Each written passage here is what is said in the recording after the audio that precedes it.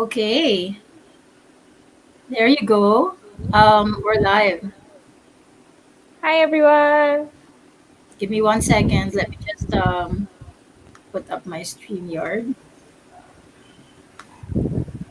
There you go. Hi, everybody. Hi everybody. We want to welcome you to Arts Talk PH.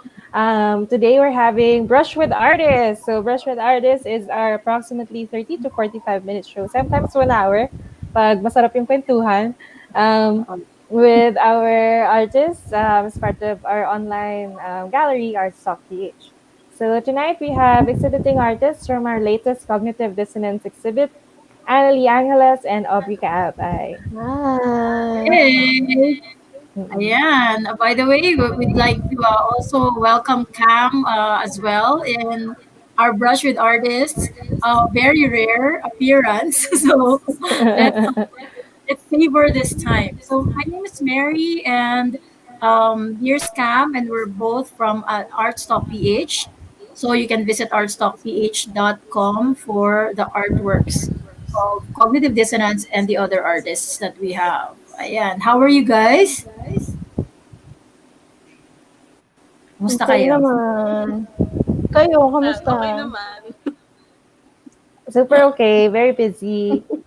Today we actually prepared a series of questions to help Mhm. us go along. So, um, if you guys don't mind, we can start. Are you ready? Ayan. Okay, Pero go. Yeah, nakakatakot ready yung mga na. questions. Pang beauty queen. There. So for our viewers, we're currently live on Facebook, on YouTube, as well as on Twitter.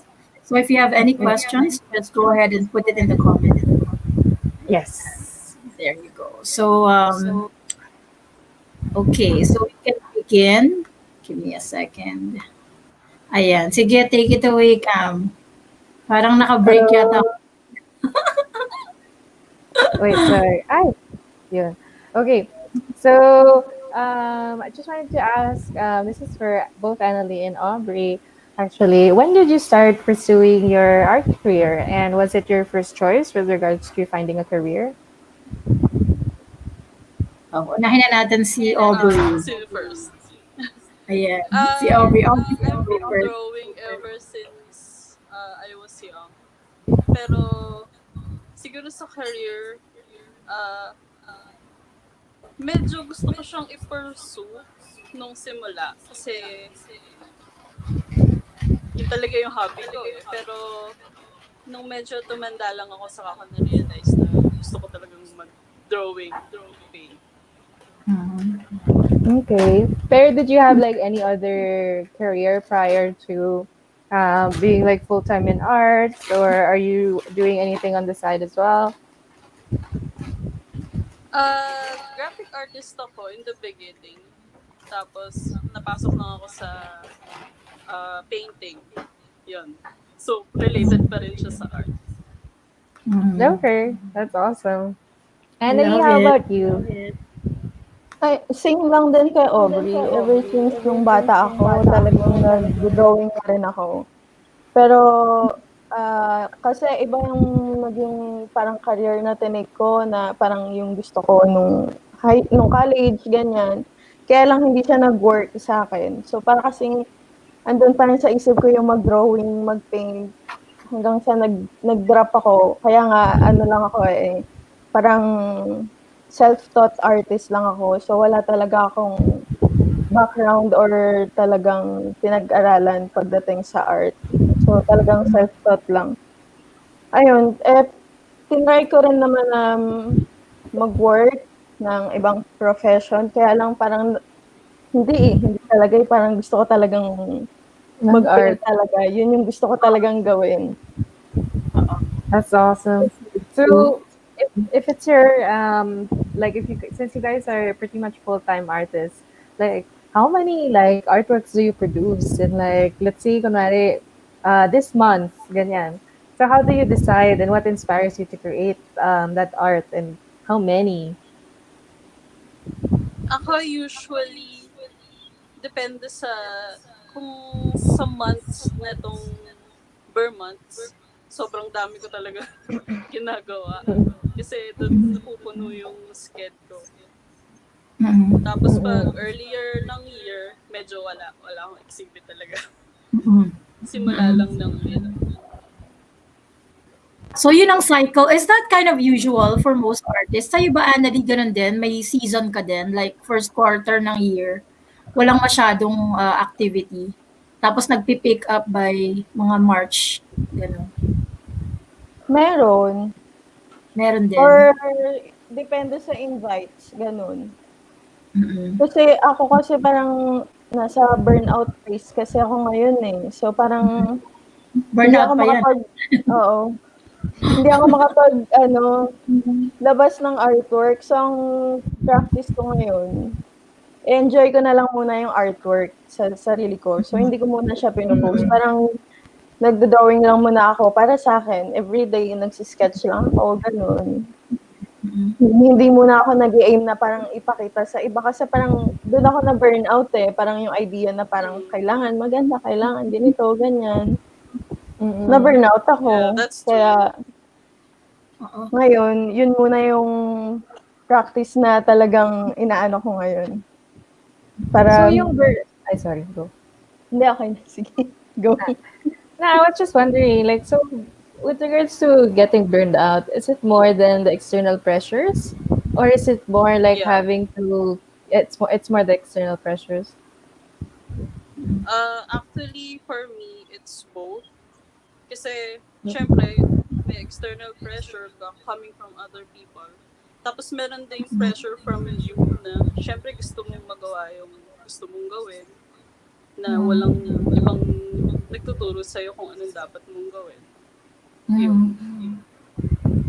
Okay. Oo. Ayun. Is it more parang yung burnout na parang commission work? Kasi parang meron ako mga artists na kakilala that they get burned out because of commissioned work.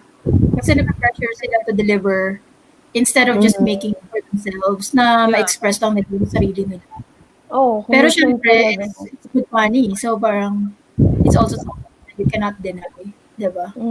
So, may sweet spot ba? Yun ang tanong. Meron ba balance?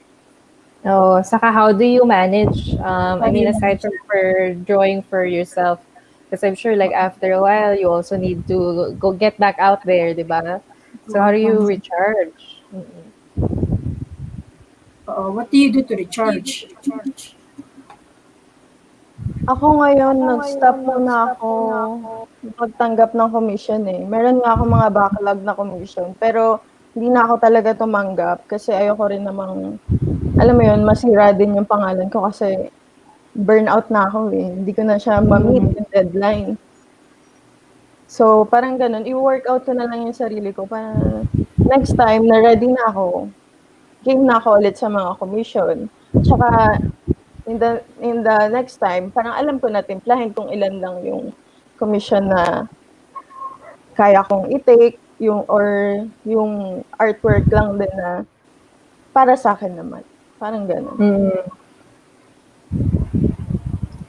So is it then when you feel like you're pressured by external forces, you kind of look within yourself and spend time that's really just for you? That's the main arcing idea on how to recharge? Oo. Kasi usually, pag full-time artist ka, talagang full-time. Minsan, nawawalan ka na ng time for yourself. Nawawala yung inspiration kapag walang break. So, kailangan mo talagang mag-sit back, tapos mag-reassess ka ng mga gagawin mo or ano yung mga things na mag-i-inspire sa'yo. Is that how you interpret it? Hold on, guys. May echo ba ako sa inyo? Kasi may echo ko sa akin. Wala naman. akin, Okay. No, it's okay. Yeah, it's working. Nag-echo ko sa sarili ko. So, konti. Ayan. So, I just wanted to know if that's how you interpreted a little bit itong cognitive dissonance natin. Because for those who are watching, cognitive dissonance is when there's a disconnect with what you're doing and what you're thinking. So, ito yung gusto mong gawin, pero iba yung kailangan mong gawin. So, yun ang gagawin mo. like a little bit of disconnect. So, how did you interpret that, yung ating theme and or overarching narrative natin for this exhibit? Mm-mm. Ah, Ayan, bubuksan ko yung aking ano. Sandali bubuksan ko yung presentation ko. Ayan, para masaya. Yeah. And also, like, even with regards to that, just to add to Mary's question, uh, I really love your artworks, guys. By the way, especially Oo. the way, like, what I really love about your artwork, Analee, is the way the colors interact together. They're so stark, Yeah. but it's really awesome. I can imagine it in a home, and then it's really just going to bring so much color to that like room or apartment. And then Oo. with Aubrey naman, so amazed with how that fabric was painted. It really looks 3D. Totoo. Mm. Like, so Oo. It's really how amazing. how did you guys like come up with those? Like, how did that relate to this concept of cognitive dissonance? It's so amazing. Yeah. Tingnan natin yung end by Analee Angeles. Ako at first, nung sinabi ni Fab yung narrative nitong exhibit, parang meron akong idea. Pero while ginagawa ko yung study, parang hindi siya nag-fit dun sa cognitive dissonance. Parang nahirapan akong gawin siya. Yung dapat na gagawin ko, hindi ko siya natuloy. So, na-frustrate na ako habang nagra-run yung deadline. Tapos one time, nanaginip ako. Nanaginip ako about myself, yung mga reincarnation ko or yung mga past self ko, ganun. Tapos ayun, pagising ko parang, okay, parang sakto siya sa cognitive dissonance kasi, ayun nga, hindi naman ako masyadong naniniwala sa reincarnation kasi more on scientific based ako na tao, parang mas proven drive ako na tao, ganun. So parang, paano ko na mapapaniwalaan yung gano'ng ano. Pero it feels so real sa panaginip, di ba? Parang, so nagka-clash talaga siya. Tapos meron din naman akong time na, alam mo yon yung parang merong era na feeling mo nabuhay ka sa gano'n, like 1920s, parang feeling mo nabuhay ka sa gano'ng time. Mga gano'n. Parang mga gano'n. Pero hindi ako makapaniwala na nangyayari kaya itong reincarnation or what. So parang yun yung story niya. Na sa panaginip ko, parang nakita ko yung sarili ko na, ayan, to the next, to the next, to the next, hanggang sa gusto ko na siyang i-cut. Parang saying it's tiring na maulit ng maulit. Parang ganun. When I look at your painting, Analee, there are four figures there. Do these represent like specific figures for you? Like specific figures in your dream or in your past? Yes, meron. Like yung first na babae dito sa left. Sa Mm-mm. first sa dream ko, ano siya, witch. Witch ako doon. Na parang misjudge, um, inakusahan ng something or what. Pero napatunayan niya, ganyan. Na-proven niya na mali yung assumption nila. So the next life, para siyang naging ano, um, parang naging God siya. Parang parang tinitingala na siya, parang gano'n. Tapos, pero kasi in between tong dalawa eh. Etong swan, tsaka yung may hawak ng fire. Parang nasa dalawang moments sila. Parang kailangan ng saving nung swan that time. And yung nag-save sa swan, ako rin that time. Tapos yung next life, parang ako na, pero better than the three. Mas better. Na Okay. loved, respected, parang gano'n. Pero still, it's tiring to be, alam mo yun, maulit ng maulit. Yung, syempre, Mm. as human, we experience emotions, ganyan, struggles. It's tiring. Parang ganun lang. So, I had to cut it. Parang ganun. Or, I can relate it din sa parang yun nga, sense of self na we're changing naman. Na parang hindi naman tayo parang constant lang, na eto lang tayo. Kasi we grow, we learn, we meet people, na parang eto tayo before, we learn from that. And, hanggang sa, ayun nga, paiba tayo ng paiba. Mm-mm. Naka-cut natin yung toxic self natin before hanggang sa maging better person tayo. Parang gano'n. Okay, so that's your basically in your cognitive dissonance. This was how you achieved your um, alam mo yon, yung separation, Inner kumbaga, peace. no, Yeah. inner peace. Ayan. Mm. Ayan. How about naman si Aubrey? Ito yung sinasabi.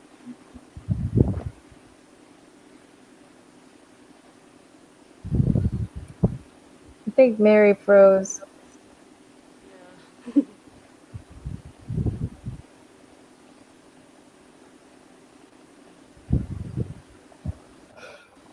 It's a really funny angle also. um, Pretty pa rin uh, naman siya. yeah, pretty naman. Maganda lipstick.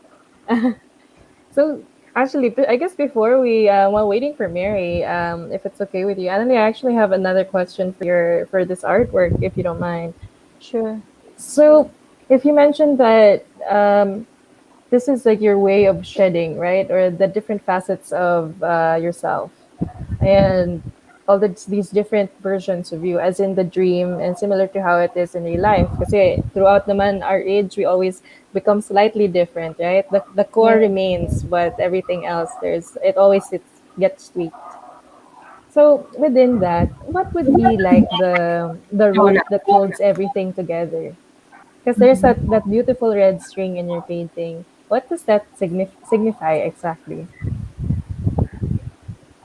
Well, it's the thing that connects them. Parang kasi I had to, uh, show them na they are really connected by showing them that the threads, the Mm. ano, parang yun. And siyempre na parang gusto ko ring ipakita na merong ikina-cut.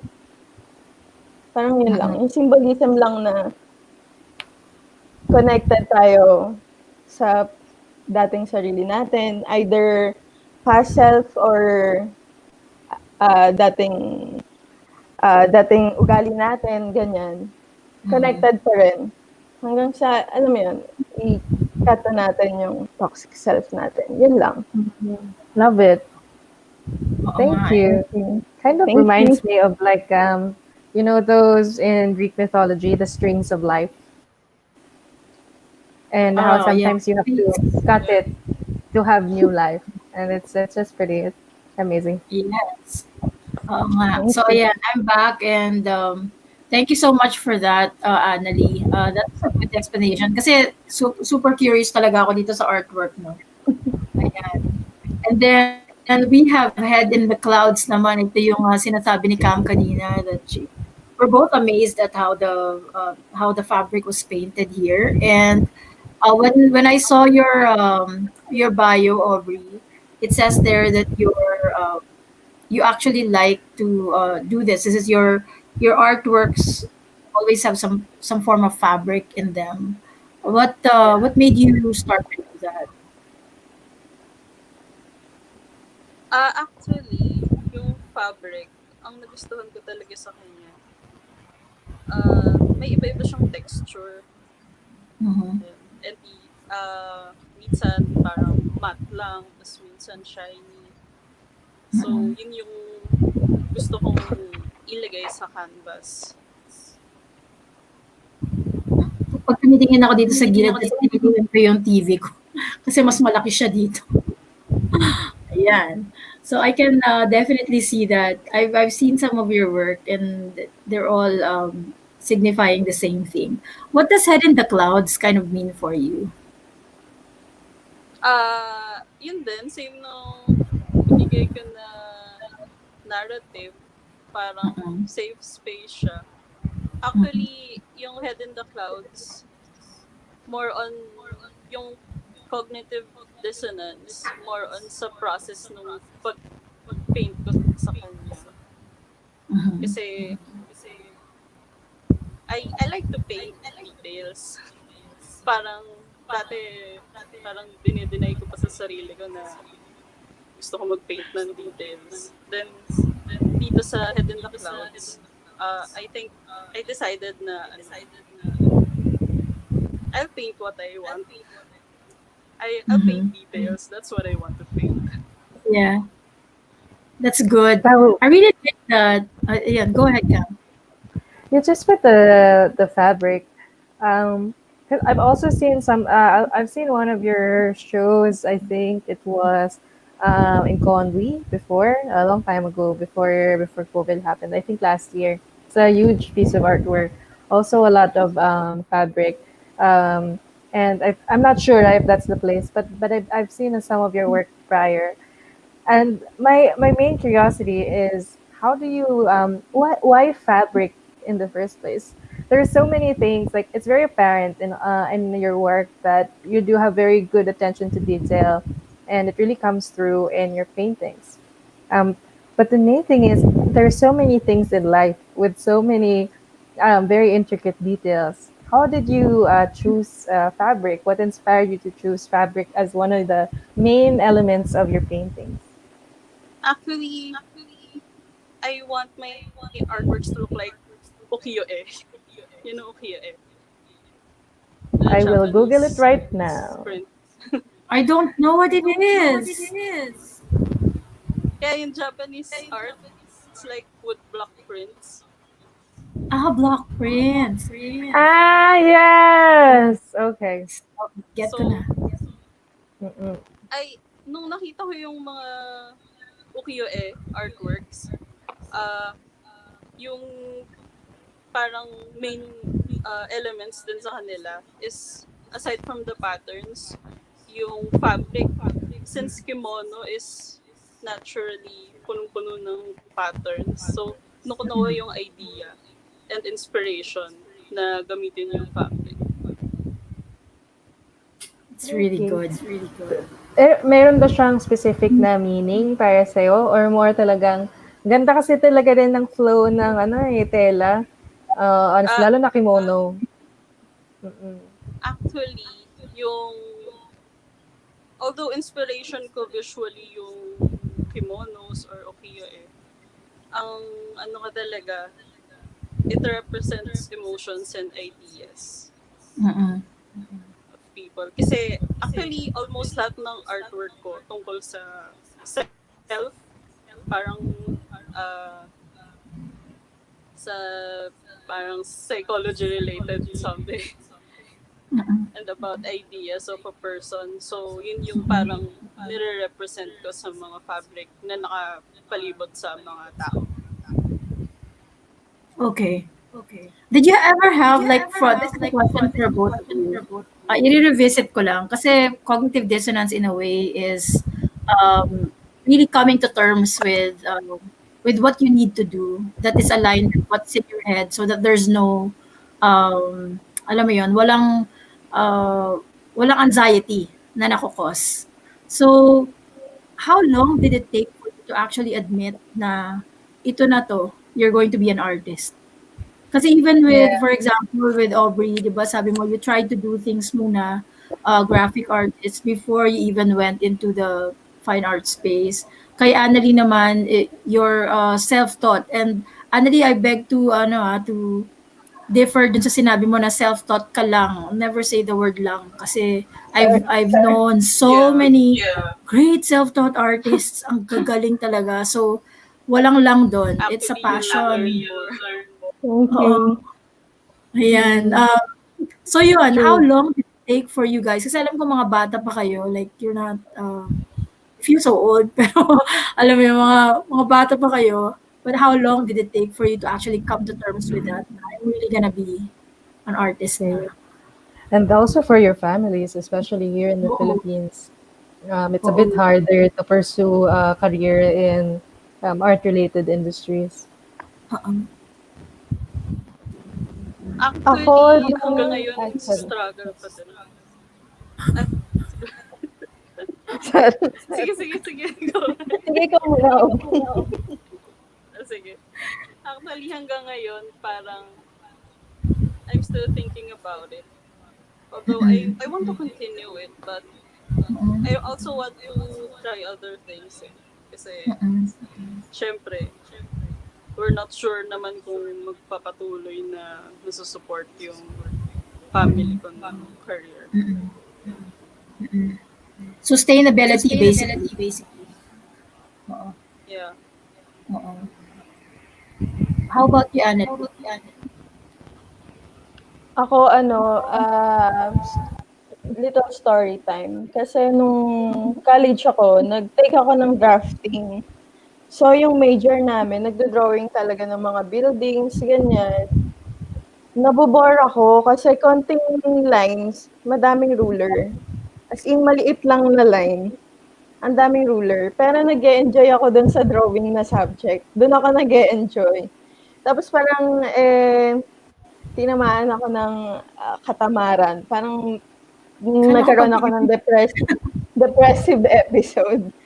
Parang naghalo-halo na. Parang nag-drop na ako. Tapos, nung nag-drop ako, dun ako nagtuloy-tuloy mag-drawing, ganyan, hanggang sa mag-start na ako mag-paint sa canvas, gano'n. Tapos, in-expose ko na yung sarili ko sa social media.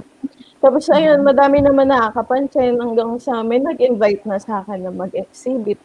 Parang ang first exhibit ko sa, Rizal Park, dun yung first exhibit ko yata. Ayun, tapos parang dun ko na na-realize na, okay, eto na, parang tutuloy-tuloy ko na.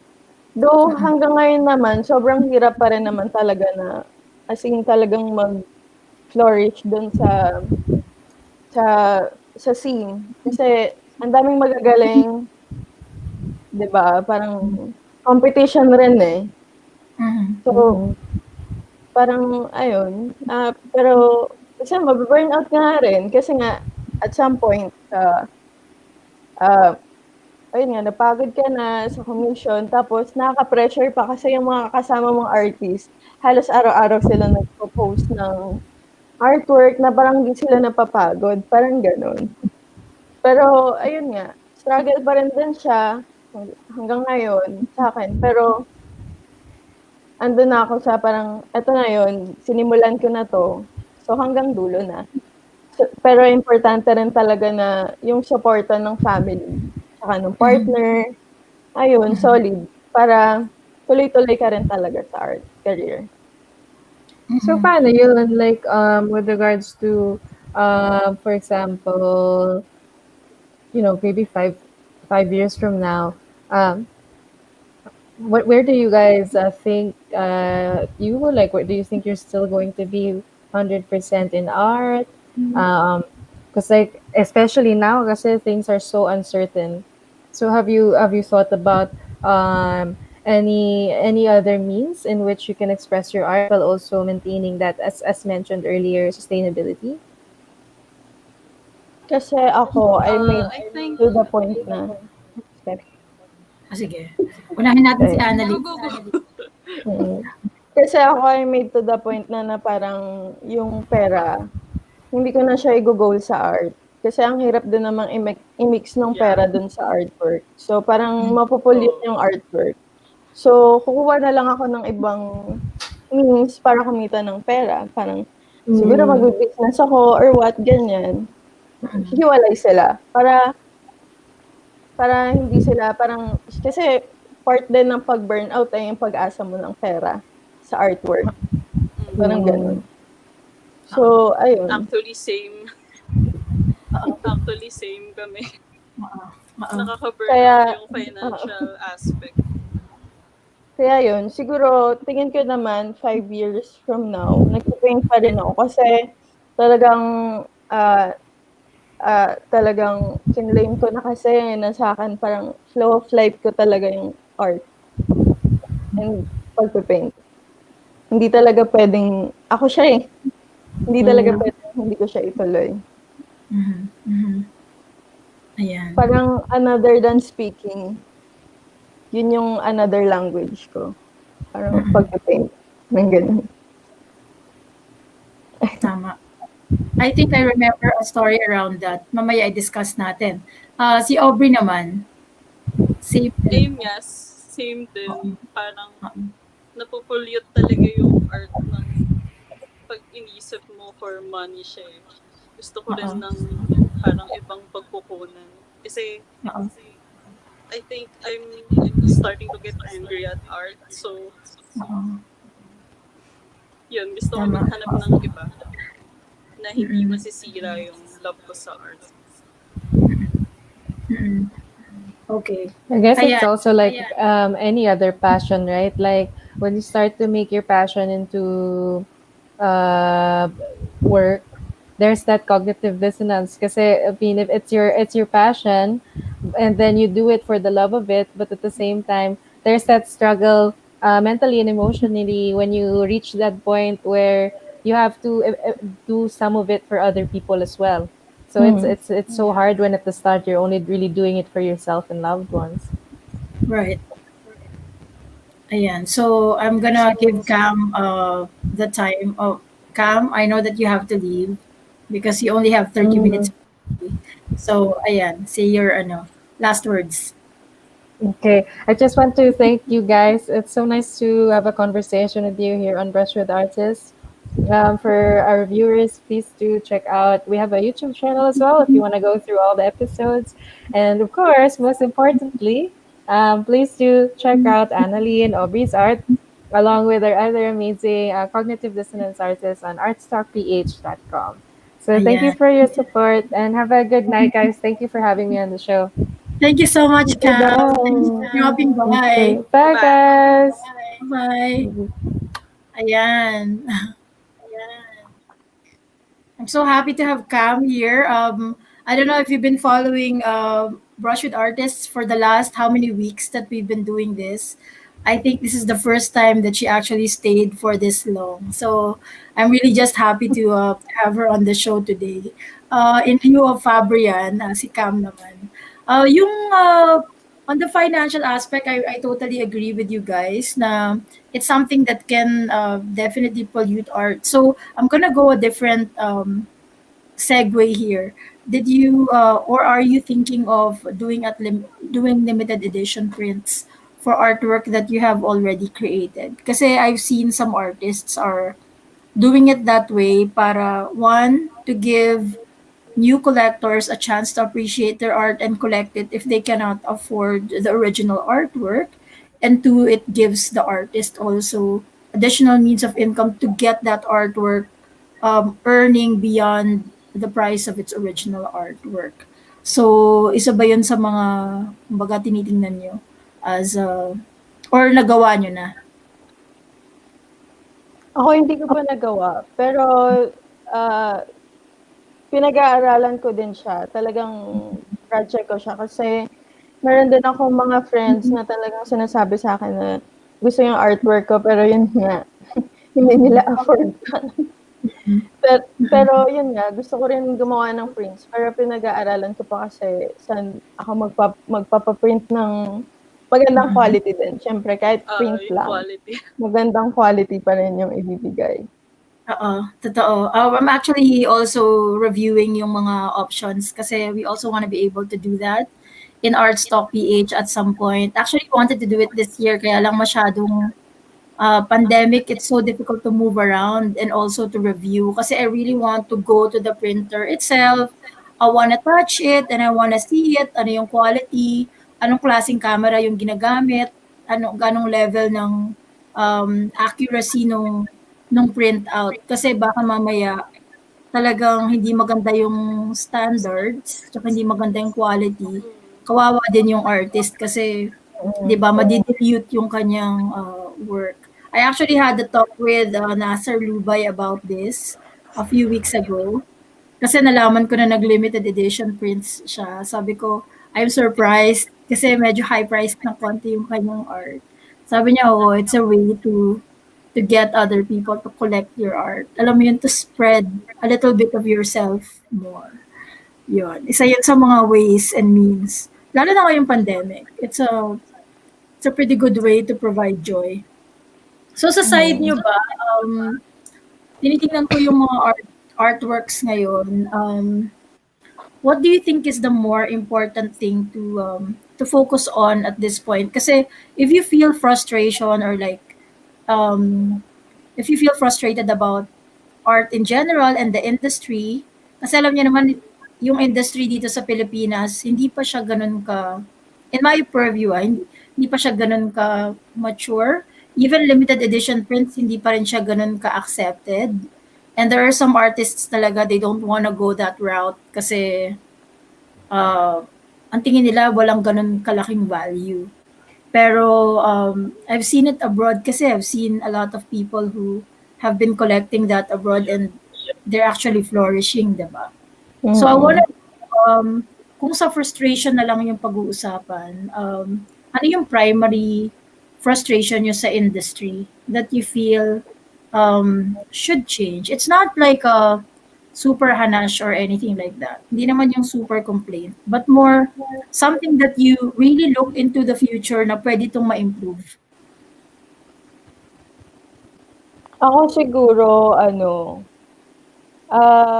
I hope yung mga galleries mag-open sila more sa mga new artist or Mm, mga beginner.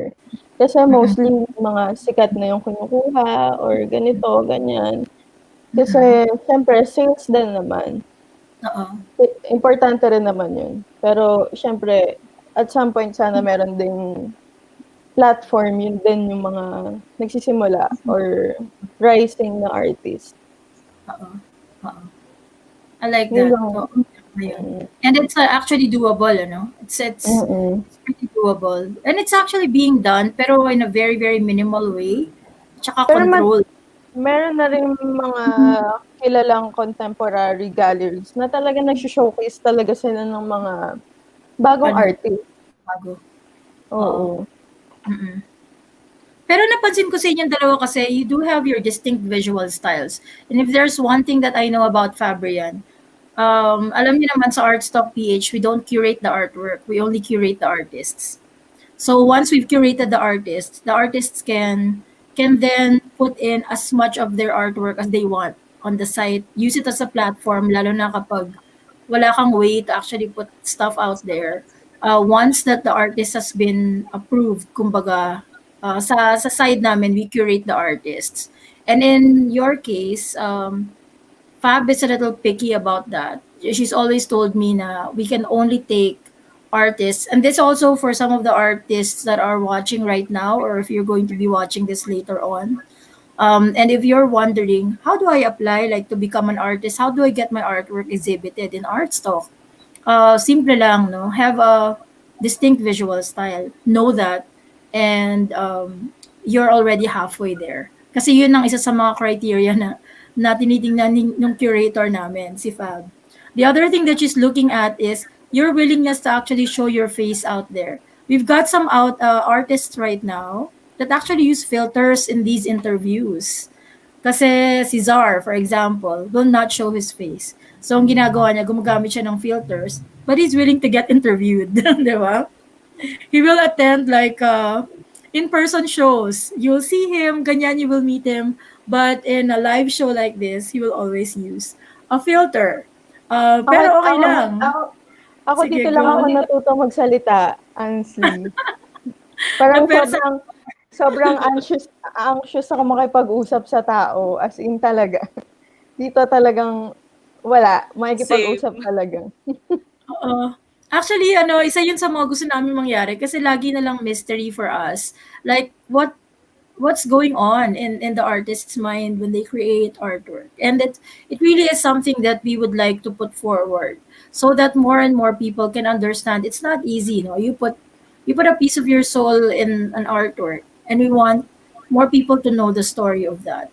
Like, people will probably not catch it live, pero they will watch it later on, and we want people to know that we've had some collectors actually ask us questions, like pointed questions. Anong storya nitong artwork na to? And we like that because of Brush with Artists, we were able to tell the collector na, ay, ito storya niyan. Alam mo yon? Do you remember, Analee, in hindsight, you had selfie?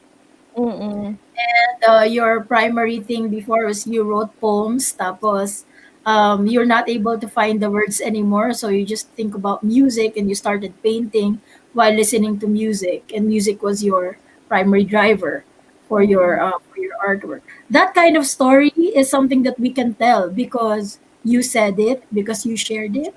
Yun talaga yung reason kung bakit gusto namin gawin to. So I'm so happy that you guys are so willing, to share your stories. Kasi alam ko it might not be very easy for you. Ako kasi I do this all the time. So this is my life. Kaya I do trainings and all of that. I do keynotes. Kaya medyo hindi ako nahihiya. Nagkulang ako doon. Pero kasi at some point, 'pag talagang kunyari nag-decide ka na artist ka na nga talaga, 'di ba? May Oo. mga exhibits, may mga magtatanong din sa'yo kung ano 'yun. Oo. Eh, kung hindi ka nasanay na magsalita, 'di ba? Parang wala. Eh, ito nasasanay kami dito. So, next time na talagang okey na, Oo. may ano na talaga, so mas ma-express na namin yung sarili namin. Kaya Exactly, and you never know, magka-physical gallery kami one day. That's really the goal at some point. Yeah. To have, I mangyayari still yan. want to continue the online gallery, definitely. I feel that it's a platform for even yung mga backroom art, yung mga tapos na kailangan mo nang sunduin yung artwork mo from a gallery. Ano nang gagawin mo doon, 'di ba? How are you going to expose it? And what if somebody was interested in it? How are you going to do the logistics of it? So yun yung mga gusto namin talagang isolve. Parang we know that it's gonna be a long game, matagal to gain traction. As everybody knows, we just launched Artstock June 24 of this year, which is we're very young in this industry. So we don't know what the norms are. So if you are breaking norms, it's okay. Uh, we don't care, honestly, because what we want to happen is whatever the artist needs, that's what we want to provide. Yun talaga yan. So there. So Aubrey, I'm so happy to know your story. Itong Head in the Clouds, I really thought that there were some stuff that she was hiding from herself. Yun yung original ko na assessment when I looked at it. Uh, alam mo yun? And then trying to bring a little bit more focus or clarity in what she really wants or what you really want. Yeah. 'Di ba? So I like that. I'm gonna show this one though. Do you have anything to add? Ayan. Ayan. Actually, it's more for the self yung ano, yung head in the clouds. Mm-mm. It's the safe space. That's why it's head in the clouds. Parang it's Mm-mm. just for yourself. Para makita Oo. mo yung sarili mo, yung visions mo. That's right. So Ayan. it's like an escape from cognitive dissonance. Mm-mm. That's your way of parang okay, dito muna ako. And this is my my safe space. I like that. That's like my my offline time and my crochet. I really want to be able to paint like you guys, but it's been a very very long time since I've last done it. But I do have my safe spaces. Like what you said, meron akong head in the clouds moment.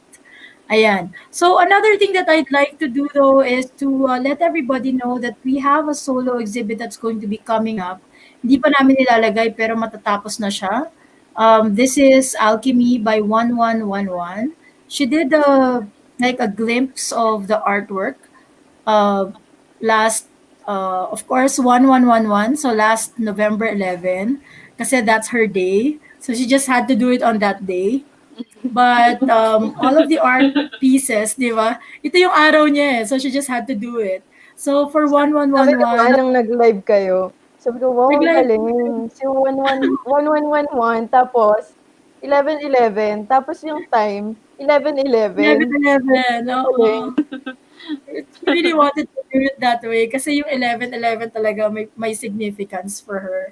So I really wanted her here today pero baka next week na lang she can make an appearance. But by hopefully by Saturday we can have all of her pieces up on the website already, and you can check that out.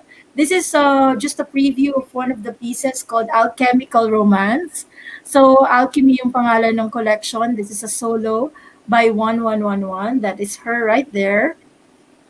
And this is one of the pieces. So, most of the pieces are all graphite.